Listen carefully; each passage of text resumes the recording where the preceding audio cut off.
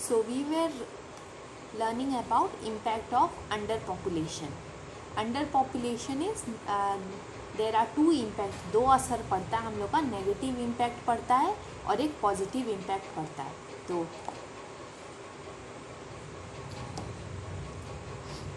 Positive negative impact हम लोग पढ़ चुके थे. इनसफिशिएंट स्किल्ड लेबर फोर्स होता है and due to lack of skill and technology there is poor utilisation of resources that leads to poor economic growth. Economic growth क्या हो जाता है, कम हो जाता है और लो स्टैंडर्ड ऑफ लिविंग हो जाता है. पॉजिटिव इम्पैक्ट, अच्छा असर क्या पड़ता है, दिस सिचुएशन में also result in better job opportunities. इसमें क्या होता है, कम जन रहेंगे तो उनको जॉब अपॉर्चुनिटी ज़्यादा मिलेगा. In the absence of fierce competition कम रहेगा और जॉब उनको अच्छा जॉब मिलेगा. सफिशिएंट रिसोर्सेज अवेलेबिलिटी, रिसोर्स ज़्यादा रहेगा और रिड्यूस लेवल ऑफ पॉल्यूशन कम हो जाएगा. Then next move on to factors affecting population change. क्या फैक्टर्स है जो कि पॉपुलेशन को चेंज होने से अफेक्ट होता है. The notable determinants of population change are as follows: crude birth rate, crude death rate, population growth rate and migration. These are the four determinants of population change. ये change होने से क्या होता है, पॉपुलेशन चेंज होता है. तो इसको बोलते हैं four determination of population change R S follow. Birth rate change होने से पॉपुलेशन में इफेक्ट करता है. डेथ रेट चेंज होने से पॉपुलेशन में इफेक्ट करता है. पॉपुलेशन ग्रोथ रेट, पूरा पॉपुलेशन का ग्रोथ रेट होने से पॉपुलेशन चेंज होता है. और माइग्रेशन होने से पॉपुलेशन चेंज होता में असर पड़ता है, पॉपुलेशन चेंज में असर पड़ता है. Then birth rate, death rate and migration are the major deciding factors. ये डिसाइड करता है change in population. The census of India provides accurate data for all the above factors for India. क्या होता है सेंसस ऑफ इंडिया, मतलब आपको पता है कहाँ, जहाँ लोग जा करके पूछते हैं आपके फैमिली में कितने मेंबर्स हैं, कितने मेल हैं, कितने फीमेल हैं, कितने बच्चे हैं. एक क्या होता है, गवर्नमेंट के पास एक रिकॉर्ड होता है, उसको बोलते हैं सेंसस ऑफ इंडिया. उसमें क्या होता है, डेटा रहता है सबका for all the above factors for India. अभी हम देखेंगे सेंसस क्या है. Census is the official enumeration of population, official, done once in every 10 years. क्या होता है, 10 साल में एक बार हमेशा सेंसस काउंट होता है. Census counting is being done since 1881. तब से सेंसस हमारा चल रहा है. कैलकुलेशन क्या होता है, ये रिकॉर्ड गवर्नमेंट के पास रहता है. क्या करने के लिए, हम लोग को बर्थ रेट जानने के लिए, डेथ रेट जानने के लिए, पॉपुलेशन ग्रोथ कितना हो रहा है जानने के लिए, कितना माइग्रेशन किए, कितना आए दूसरे लोग हमारे कंट्री में, कितने लोग गए. तो उससे पता चलता है अंडर पॉपुलेशन है एक जगह कि ओवर पॉपुलेशन है एक जगह, ये सब पता चलता है. ठीक है, तो अब एक एक करके हम लोग पढ़ेंगे. What is crude birth rate, crude death rate, population growth rate and migration. एक एक करके हम लोग जानेंगे ये क्या है. फर्स्ट क्या है, क्रूड बर्थ रेट और birth rate refers to the number of live child births per 1000 persons in a given geographical area per year. क्या होता है फिर, क्या इसे समझे. बर्थ रेट क्या है, बर्थ रेट है number of live child birth. क्या होता है, कितने जन पैदा हो रहे हैं पर 1000 persons. एक समझ लो ये एरिया है, ये एरिया में 1000 persons हैं. 1000 person में से कितने बच्चे पैदा हो रहे हैं, एक ये 1000 person में से इन ए गिवन जोग्राफिकल एरिया. ये जोग्राफिकल एरिया पर 1000 persons पर ईयर। एक साल में 1000 persons में से कितने बच्चे पैदा हो रहे हैं उसको क्या बोलते हैं? Birth rate. Understood? Birth rate refers to the number of child births per 1000 persons in a given geographical area per year. These are the 3 points you have to cover in order to write the definition of birth rate. Okay? Birth rates are higher in developing countries as the need to generate more helping hands is greater in poor families. Birth rate are higher in where? Developing countries, not developed country. Developing countries में क्या होता है? Birth rate ज़्यादा होता है। क्यों birth rate ज़्यादा होता है? जो पुअर फैमिली रहते हैं उनको हेल्पिंग हैंड्स नहीं रहता है। हेल्पिंग हैंड मतलब जो काम करने के लिए इंसान नहीं रहते, इसलिए उन लोग क्या करते हैं? ज़्यादा बच्चा पैदा करते हैं, तो इसको बोलते हैं बर्थ रेट उसका क्या होता है? ज़्यादा होता है। In developed countries where both men and women are working and where living standards are high, birth rates tends to be lower. Developing country में क्या होता है? बर्थ रेट हायर होता है, और डेवलप कंट्री में क्या होता है? बर्थ रेट लोअर होता है। क्यों लोअर होता है? क्योंकि वहाँ क्या? डेवलप कंट्री माने ऑलरेडी डेवलप हो गया वो कंट्री, वहां पर क्या करे? Both men and women are working. जबकि यहाँ डेवलपिंग कंट्री में क्या होता है? खाली एक ही जन काम करता है, तो जो कि वो पुअर कंट्री है, तो यहाँ पर ज़्यादा लोग दरकार है, इसलिए बर्थ रेट यहाँ ज़्यादा होता है। यहाँ कम लोग दरकार है क्योंकि मेन और वुमेन दोनों काम कर रहे हैं, तो उसका लिविंग स्टैंडर्ड्स क्या है? ज़्यादा है। यहाँ जबकि क्या है? कम है। तो that's why birth rate is lower in developed countries whereas birth rate is higher in developing countries. Birth rates between 10 and 20 are considered low, while those between 40 and 50 are high. Birth rate एक standard हम लोग measurement लेंगे। अगर 10 से 20 का birth rate है, birth rate मतलब क्या था? पर 1000 person in A geographical area per year. एक साल में एक एरिया में जहाँ पर 1000 पर्सन हैं, वहाँ पर अगर बर्थ रेट 10 से 20 के अंदर हो रहा है तो वो क्या हो रहा है? बर्थ रेट है लो। और अगर बर्थ रेट वहीं पर ही सेम जगह में 40 और 50 हो रहा है पर्सन चाइल्ड बर्थ हो रहे हैं, तो वहाँ क्या? Birth rate is high. Okay, now high birth rate creates pressure on resources.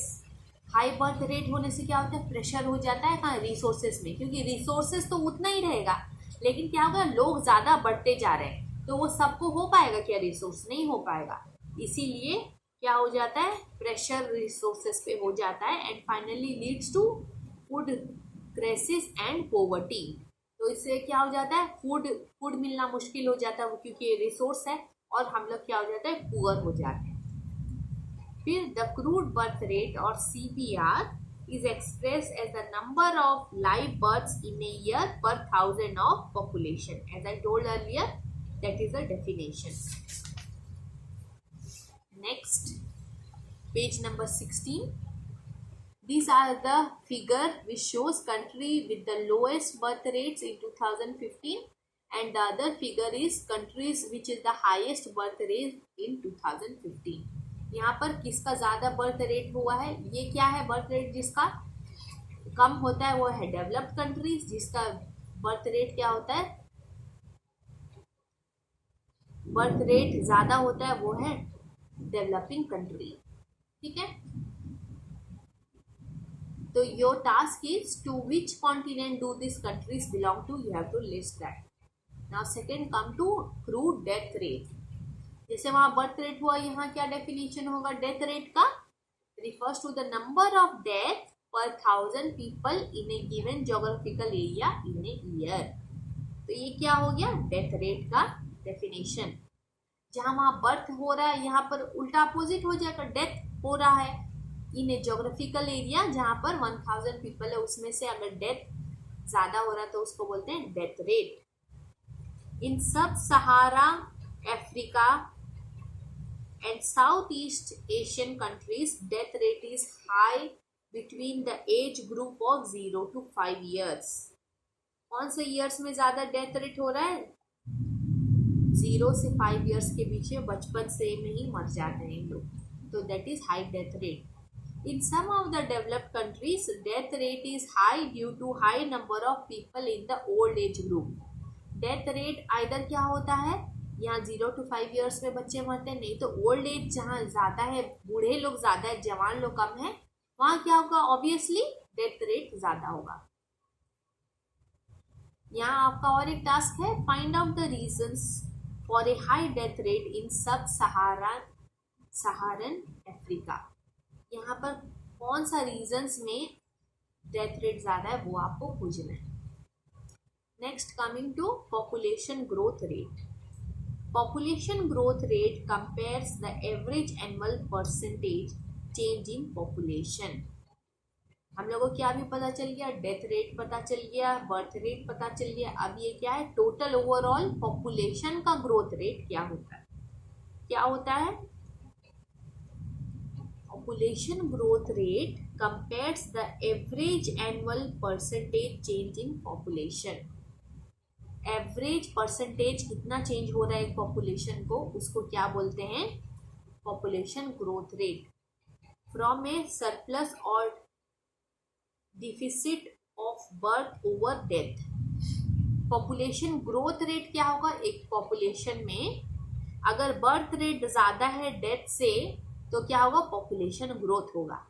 अगर पॉपुलेशन अगर डेथ रेट ज़्यादा है और बर्थ कम है तो वहाँ होगा ग्रोथ रेट, वहाँ हो ही नहीं सकता है. ठीक है. नाउ द रेट में बी पॉजिटिव और negative, that is birth and death. You have already studied at the start of the chapter that population in the world is currently growing at a rate of around 1.1% per year. हम लोग कहाँ in the year 2017 में हम लोग आगे क्या पढ़े हैं, population in the world is growing at a rate of around 1.1%. ये हम लोग आगे पढ़े हैं, इतना परसेंट आगे बढ़ रहा है ग्रोथ रेट, डाउन फ्रॉम 1.18% इन 2016. 2016 में था 1.18, लेकिन 2017 में कितना हो गया, 1.1% से इंक्रीज हुआ है. The current average population change is estimated at around 80 million per year. एक साल में कितना हो रहा है, 80 million एस्टिमेशन हो रहा है, जो कि क्या हो रहा है, एवरेज पॉपुलेशन चेंज हो रहा है. Annual growth rate reached its peak in the late 1960s. पहले ग्रोथ रेट कम था, लेकिन साल में एनुअली ग्रोथ रेट क्या हो गया, 1960 से पूरा पीक लेवल में था. पीक लेवल क्या बोलते हैं, ये है peak. Increase its peak in the late 90s where it was at 2% and above. यहाँ आप देखेंगे the world population annual growth rate, एक साल में कितना ग्रोथ रेट हो रहा है सिंस 2010, यहाँ एक फिगर है. Now coming to migration. What is migration? It is an important determinant of population change in a country. ये माइग्रेशन से क्या होता है, पॉपुलेशन चेंज होता है एक कंट्री में. It is the movement of people from one place to another. Migration, people migrating, you might have heard. So क्या है माइग्रेशन का असली meaning? It is the movement of people from one place to another. एक country से दूसरा country जाएंगे. In what scenario does it happen? When there is poverty और hunger और in search of job, when there is earthquake or crisis, food crisis, then what happen, a large group of people migrate from one country to another. That is migration. Okay, it is the movement of people from one place to another with the intention of settling permanently. They have to settle permanently, that's why they move from one location to another. The movement is often over long distances and from one country to another. Okay, but migration with in the country is also possible. ज़्यादातर एक country से दूसरे country होता है, लेकिन with in the country भी migrate करते हैं people. People who move out of a country are called immigrants, while people who come to live in another country are immigrants. So note down this difference between EMI immigrants and IMMI immigrants. Okay, so what is the difference? People who move out of a country are called, एक country है, suppose this is one country. From here people are living from this country, then those people will be called as immigrants because they are moving out of this country to another. Okay, while people who come to live in another country are immigrants. And suppose this is one country and this is another country. From this country, people from Nigeria, suppose they are moving to this country, so this Nigerian people will be known as immigrants, while for this country the people from Nigeria has come to live here, so for this country Japan will be calling Nigeria as immigrants. Okay, migration leads to increase in population and growth of new towns and cities. What happens? Migration leads to increase in population. Obviously population will increase if people will move from one country to another, right?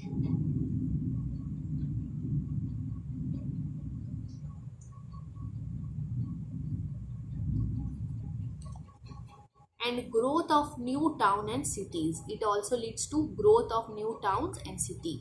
जब भी कोई ज़्यादा population भी दूसरी जगह से अगर आ जाएंगे तो क्या होता है, नया टाउन बन जाता है, नया सिटीज, क्योंकि पुराना इतना जन को ऑक्यूपाई नहीं कर सकता है, तो फिर नया, it leads to growth of new towns and city.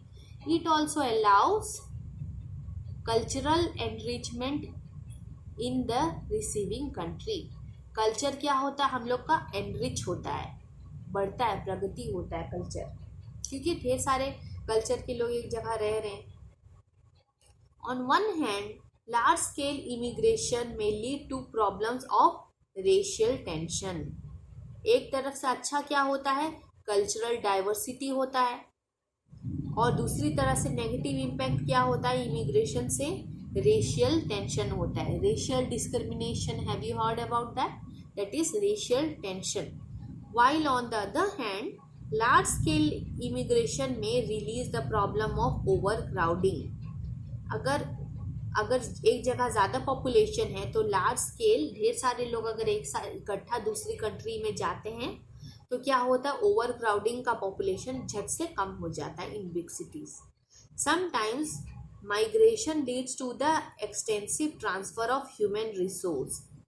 ये तो एक हो जाता, ओवर क्राउडिंग कम हो जाता, लेकिन human is a resource for companies, for industries and all. So if they move out, then human resource क्या हो जाता है, कम हो जाता है, to another country, eventually causes brain drain.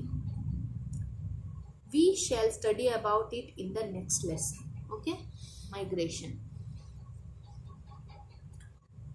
Now what you have to do is find out reasons for immigration in your country. किसी लिए तुम्हारे कंट्री में इमिग्रेशन हुआ, you can find the reason. Now moving on to composition of population. What is the composition of population? Age composition. Age composition refers to the number of people in different age groups in a country. So composition of population. Population के अंदर क्या क्या रहता है, population का composition उसको बोलते हैं. composition of population includes age composition, क्या क्या एज है, सेक्स रेशियो मतलब मेल फीमेल रेशियो क्या है, फिर पॉपुलेशन पिरामिड, पॉपुलेशन का स्टेप बाय स्टेप क्या है पिरामिड, वो देखेंगे हम. तो now let's start with age composition. Age composition refers to the number of people in different age group in a country. एक कंट्री में डिफरेंट एज ग्रुप रहते हैं, सारे डिफरेंट एज रहते हैं उसका, तो इसका मतलब है refers to the number of people, कितने पीपल एक एज ग्रुप के हैं, किसका 16 एज है सपोज, तो 16 age in this area is this many people, so that is called age composition of this 16 age, like that. It is an important component of population. What is an important composition of population? Age composition. Age group signify the rate of use of resource. How does it signify the rate of use of resource? Because different age uses different resources and the capacity to work. Similarly, capacity to work means small age people will be having more capacity to work rather than old people. Okay, the children, working age and old age population, that is called different age group. Different age group is the children, working age and the old age population determine the social and economic structure of population. क्या determine करते हैं वो? Socially कैसे हैं, ज़्यादा old age है कि young age है, और इकोनॉमिक में ज़्यादा कौन काम कर पा रहा है कौन से एज में, ये सब ये करते हैं, डिटरमाइन करते हैं population. Age wise people are usually grouped into children, working age and old age. 3 types it can be divided age wise composition, that is children, working age and old age. Children less than 15 years comes under children, so they are dependent. Dependent means वो लोग निर्भर करते हैं अपने parents के ऊपर, guardians के ऊपर. And working age is between 15 to 59 years. During this age they usually work and they are productive. They are not dependent but productive. And other thing is old age. Old age above 59 years are called old age. Again they are dependent. Okay, dependent all on their son, their daughter-in-law, like that. Next come to sex ratio. Sex ratio refers to the number of females per 1000 males in the population. In a population, sex ratio is the number of female per 1000 males. Number of female per 1000 males is sex ratio. Okay. It is an important indicator determining equality between male and female population in the society. Understood? According to the Census of India 2011, the sex ratio of India was determined at 940. Okay, it shows an upward trend from the census 2001. In 2011, the census was taken. After again 10 years, 2001 again census was taken, and there was a comparison between this sex ratio, that is female versus male. Okay, it showed an upward trend from the census 2001 data that stated the sex ratio to be 933. It was 940, then again it became 933. Discrepancy in sex ratio in India persists as female foeticide still continues in many parts of the country. Discrepancy मतलब क्या होता है? अभी भी काफ़ी part of India में female बच्चे लोग को जान करके उनको मार दिया जाता है, इसलिए सेक्स रेशियो क्या होता है, चेंज होता रहता है हर जगह. It still continues in many parts of the country. Females are also discriminated upon the healthcare facility. Healthcare facility में मेल लोग को ज़्यादा प्रेफरेंस मिलता है than female, that is called discrimination. Healthcare facilities fail to reach them, causing their high mortality rate. High mortality rate मतलब क्या है? जहाँ ज़्यादा दिन तक जी सकते हैं उसको क्या बोलते हैं, मोटल। मोटेलिटी रेट हाई कब होता है, जब उनको अगर फीमेल को प्रॉपर हेल्थ केयर फैसिलिटी मिलेगा तो उनका मोटेलिटी रेट क्या होगा, हाई होगा। अगर नहीं होगा तो लो होगा, माने कम एज में मर जाते हैं। तो these are the two factors in the sex ratio. According to the Census of India 2011, the sex ratio of India at the rural and urban levels respectively is given below. So here you can see the table, the sex ratio of India at the rural and urban level. Rural और urban में different sex ratio है. Okay. The following sex ratio as stated in the census shows the disparity between different parts of the country. यहाँ देखो different parts of the country में different sex ratios है, urban और rural में।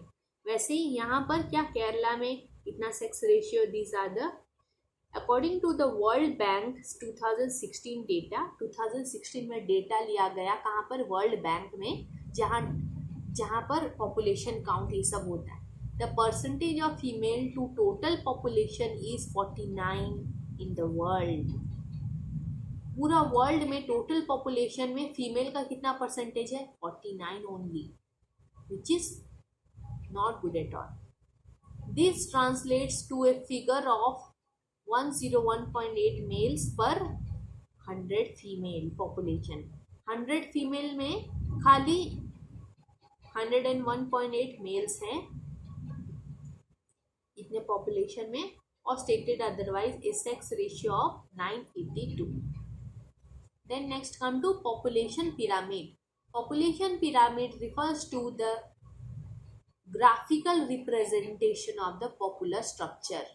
Structure को क्या graphical वे में हम लोग रिप्रेजेंटेशन, पिरामिड क्या होता है, ऐसे टाइप का होता है ना, तो ऐसे ऐसे ये पिरामिड है। तो अगर हम उसको ग्राफिकल स्ट्रक्चर में रिप्रेजेंट करेंगे पिरामिड को, तो ये हो जाएगा population pyramid, which is based on age wise increase और decrease in for male female population. Male female population में एज वाइज अगर इंक्रीज या डिक्रीज हो रहा है तो उसको हम लोग पिरामिड में ग्राफिकली रिप्रेजेंट करेंगे, तो उसको बोलते हैं population pyramid. Population is distributed on the x-axis. So this is the x-axis में है population, और the male population is shown on the left while female population on the right. The y-axis represent the age group, और ये क्या होता है, age group में y-axis होता है और x-axis में population. ठीक है. C. These are the pyramids. This is called pyramid representation of population for male and female population. Okay. So here what it was given, population is distributed in the x-axis while the male population is shown on the left while female on the right. The y-axis represent to age group. Okay. So let's see the figure and find out. Here this is Bangladesh 2016 population. This is the age group, that is y-axis is the age group and x-axis is what we have represent population pyramid of Bangladesh. So here as we can see here, population is distributed on the x-axis. The male population is shown on the left while female on the right. Female population है